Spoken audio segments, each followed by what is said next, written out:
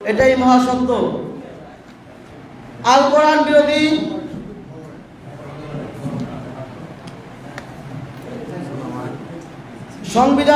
সংবিধানের অধীন থেকে দেশ ও জাতির মানুষকে মুক্ত করে কল্যাণ ও মুক্তির পথে জীবন গড়ার উপায় বিষয়ে মাসিক আলোচনা সভা। উক্ত মাসিক আলোচনা সভায় এই পর্যায়ে আমাদের সামনে অত্যন্ত গুরুত্বপূর্ণ আলোচনা করবেন ইসলামী সমাজের সদস্য, ঢাকা বিভাগীয় অঞ্চল 1-এর সম্মানিত দায়িত্বশীল জনাব মোহাম্মদ ইউসুফ আলী মোল্লা। জনাবকে তার গুরুত্বপূর্ণ আলোচনা করার জন্য বিশেষভাবে অনুরোধ করছি।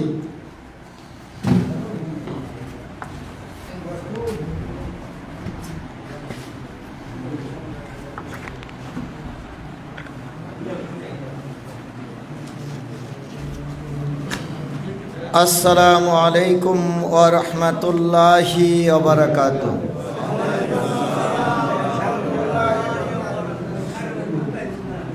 ইসলামী সমাজ টঙ্গী থানাধীন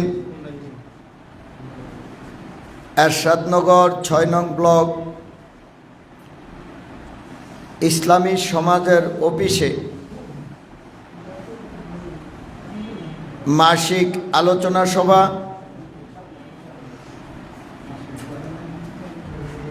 আল কোরআন বিরোধী সংবিধানের অধীন থেকে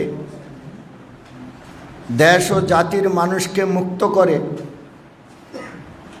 কল্যাণ ও মুক্তির পথে জীবন গড়ার উপায় বিষয়ে আজকের এই মাসিক আলোচনা সভা। উক্ত মাসিক আলোচনা সভায় অল্প কিছুক্ষণের মধ্যে উপস্থিত হবেন আজকের এই মাসিক আলোচনা সভার প্রধান আলোচক, আল্লাহর সার্বভৌমত্বের ভিত্তিতে তারই আইন বিধানের প্রতিনিধিত্বকারী নেতা, ইসলামী সমাজের সম্মানিত আমির হযরত সৈয়দ হুমায়ুন কবির। উপস্থিত আছেন ইসলামী সমাজের বিভিন্ন পর্যায়ের দায়িত্বশীল সদস্য, শুভাকাঙ্ক্ষী, পর্দার আড়ালে আমার বোনেরা।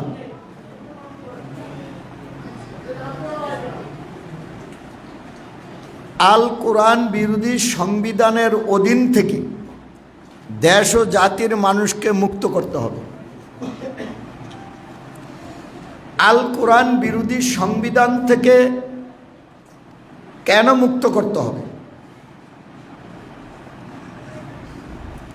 এই বিষয়ে আমির সাহেব সুস্পষ্ট দিক নির্দেশনামূলক কোরআন সুন্নাহর আলোকে আমাদের সামনে বক্তব্য রাখবেন ইনশাআল্লাহ। আমরা শুধু একটু দাঁড়িয়েছি যাতে আমির সাহেব আসা পর্যন্ত সুযোগ পেয়ে। সংবিধান পৃথিবীতে দুই ধরনের। একটি সংবিধান হলো সরাসরি আল্লাহ রাব্বুল আলামিনের পক্ষ থেকে, আরেকটি সংবিধান হলো ইবলিসের প্ররোচনায় পরে মানুষ নিজেরা বানায়। যেই সংবিধান মানুষে বানায়, এই সংবিধানের প্রতিটা আইন বিধান আল্লাহর সংবিধানের আইন বিধানের বিপরীত। প্রতিটা আইন বিধান।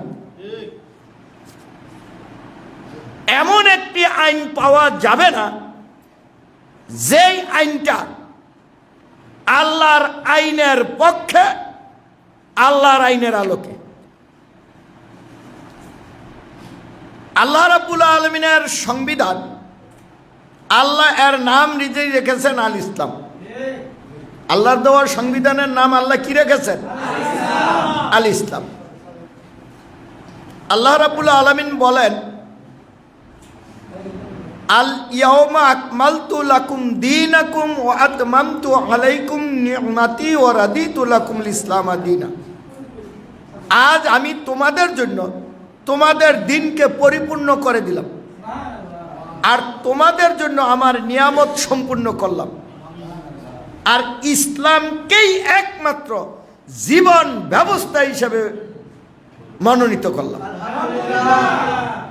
এটা কার কথা? তাহলে দিন পরিপূর্ণ করে দিয়েছেন কে? এরপরে কি আর কিছু বাকি আছে? তাহলে আল্লাহর দেওয়া দিন আল ইসলাম আর আল্লাহর দেওয়া দিনের বিপরীত যত দিন আছে সবগুলি মানুষের বানানো। আল্লাহ রাব্বুল আলামিন বলেন, আমাইয়াবতাগি গায়রাল ইসলামি দীনান ফালা ইউকবালা মিনহু ওয়া হুয়া ফিল আখিরাতি মিনাল খাসিরিন। যে কেউ ইসলাম ব্যতীত অন্য কোনো দিন জীবন ব্যবস্থা তালাশ করে তা তার কাছ থেকে কখনো গ্রহণ করা হবে না আর সে পরকালে ক্ষতিগ্রস্তদের। সম্মানিত প্রিয় ভাইরা, ইসলাম ব্যতীত আর কোনো দিন আল্লাহর কাছে গ্রহণযোগ্য নয়।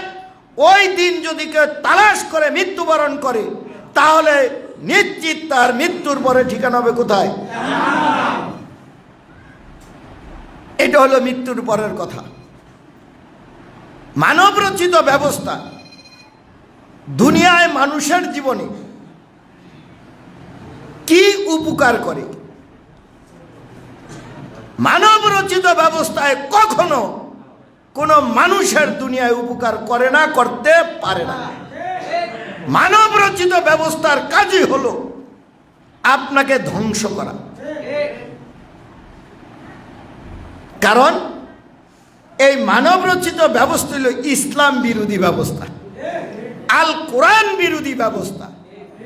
তাহলে আল কোরআনে দুনিয়ায় মানুষের কল্যাণ দেয় এবং পরকালে জাহান্নামের আগুন থেকে রক্ষা করে জান্নাতে যাওয়ার সুব্যবস্থা করে।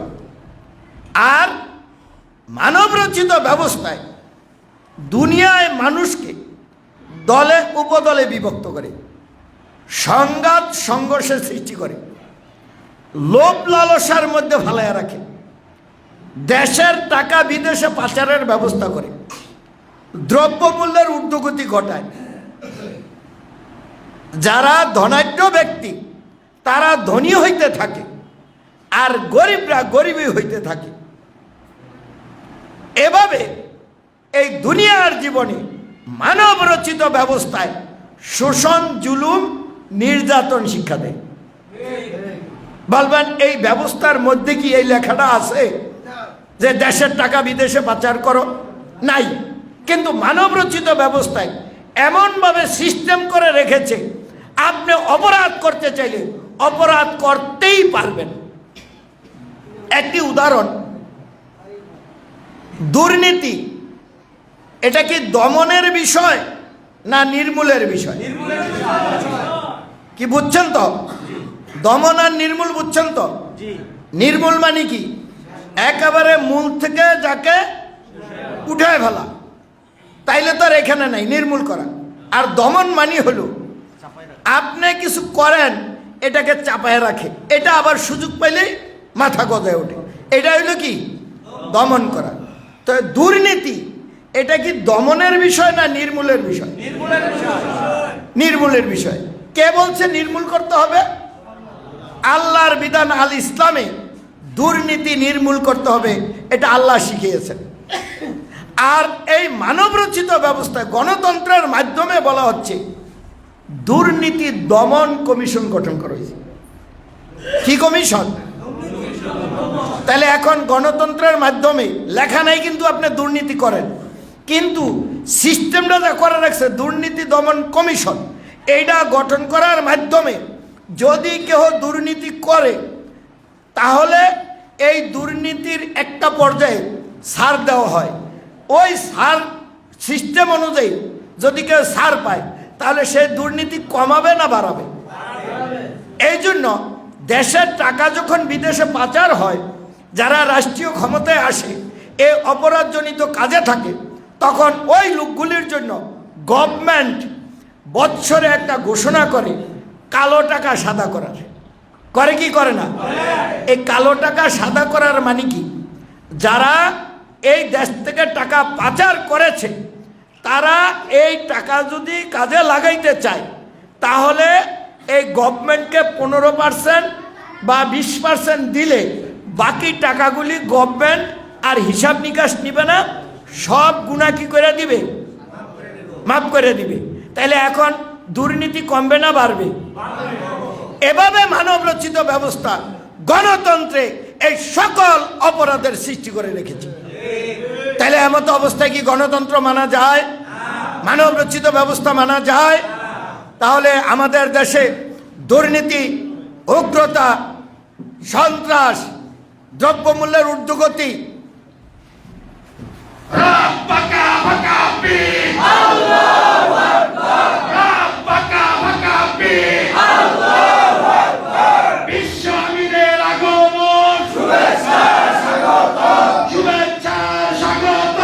বিশ্ব আমিরের আগমন, গাজীপুরবাসীর পক্ষ থেকে লাল গোলাপ শুভেচ্ছা, লাল গোলাপ শুভেচ্ছা, গাজীপুরবাসীর পক্ষ থেকে।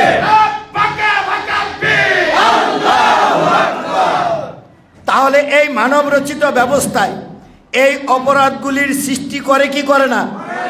এখন যদি এই মানব রচিত ব্যবস্থা প্রতিষ্ঠিত থাকে তাহলে কোনো দিন মানুষ দুনিয়ায় সুখ শান্তিতে বসবাস করতে পারে না, কল্যাণ পেতে পারে না। যদি দুনিয়ায় কল্যাণ, আখিরাতের মুক্তি পেতে হয় তাহলে এই আল কোরআন বিরোধী সংবিধান, এই মানব রচিত ব্যবস্থার মূলোৎপাটন করে আল্লাহ প্রদত্ত জীবন ব্যবস্থা আল ইসলাম প্রতিষ্ঠা করতে হবে।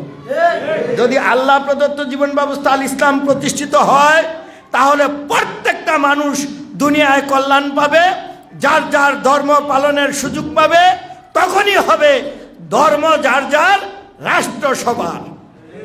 আর এই সংবিধানের মেনে এর আনুগত্য স্বীকার করে যদি কোনো ব্যক্তি মৃত্যুবরণ করে তাহলে সে পরকালে নাজাত পাবে।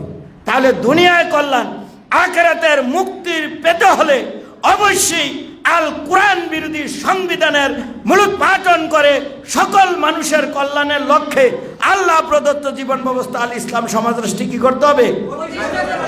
তাহলে কিভাবে করবেন?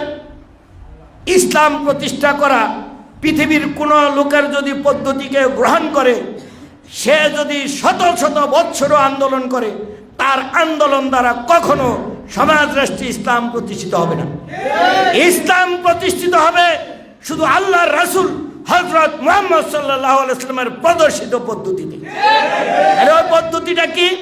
ওই পদ্ধতি হলো রাসূল সাল্লাল্লাহু আলাইহি ওয়াসাল্লাম নবুয়তি লাভের পরে ইসলামের মৌলিক 3টি বিষয়ের দাওয়াত দিয়েছিলেন, আর মানব রচিত ব্যবস্থার মৌলিক 3টি বিষয় ত্যাগের দাওয়াত দিয়েছিলেন।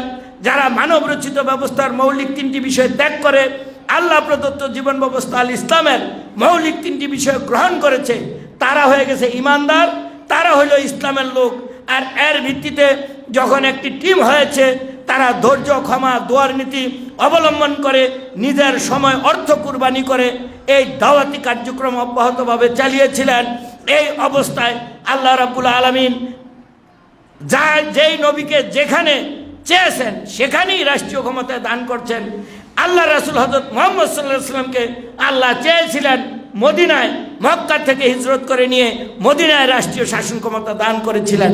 তিনি কি কোনো ভোটজোট নির্বাচন, গণতন্ত্রের অধীনে গণতন্ত্রের কোনো দলের সাথে আপোষ করে তিনি কি এই ইসলাম প্রতিষ্ঠা করেছিলেন? তাহলে যারা আজকে গণতন্ত্রের অধীনে থেকে গণতন্ত্রের আলাদের সাথে আপোষ করে ইসলাম প্রতিষ্ঠার কার্যক্রম করছেন, আপনারা জেনে রাখুন, আপনারা আরো 100 বৎসরও যদি আন্দোলন করেন আপনাদের দ্বারা ইসলাম প্রতিষ্ঠিত হবে না, হয়তো আপনারা ক্ষমতায় যেতে পারেন। তাহলে এই অবস্থায় কি করতে হবে?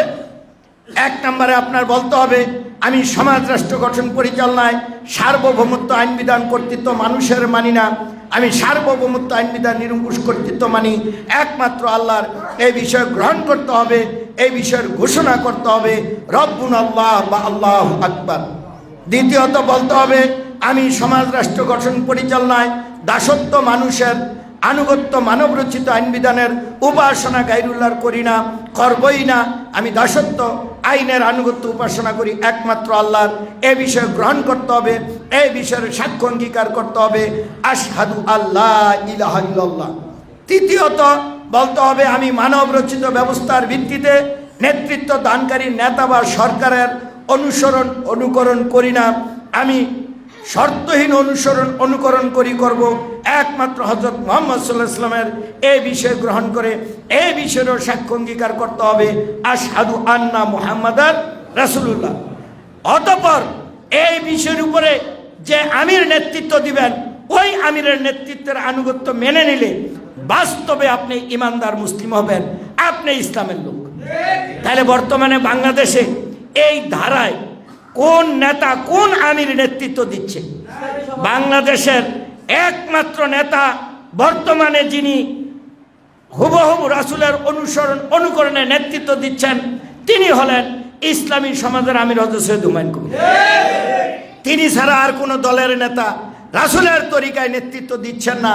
তারা তাদের মন গড়া সিস্টেম অনুযায়ী নেতৃত্ব দিচ্ছেন বিদায় তারা সকলেই কোরআন সুন্নাহর আলোকে বাতিল নেতা। তাহলে বাতিল নেতার নেতৃত্ব মেনে নিলে দুনিয়া অশান্তি ও কল্যাণ, মৃত্যুর পরে নিশ্চিত জাহান্নাম।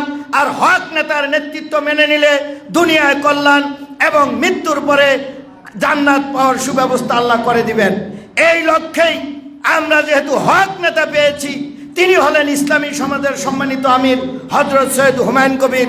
অতএব আজকের এই মাসিক আলোচনা সভা থেকে এই অত্র এলাকার সহ দেশবাসী সকলকে আহ্বান করছি, সত্যিকারও যদি দুনিয়া কল্যাণ আখিরাতের মুক্তি পেতে চান, তাহলে দলমত নির্বিশেষে সকল দল ত্যাগ করে ইসলামী সমাজে শামিল হন। ইসলামী সমাজের আমির হযরত সৈয়দ হুমায়ুন কবির সাহেবের নেতৃত্বের আনুগত্য মেনে নিন, তাহলে দুনিয়ায় কল্যাণ আখিরাতের মুক্তি সম্ভব। আল্লাহ রাব্বুল আলামিন আমাদের সকলকে দুনিয়ায় কল্যাণ আখিরাতের মুক্তির লক্ষ্যে কবুল করুক, তৌফিক দান করুক, আমিন। আমা আলাইনা ইল্লাল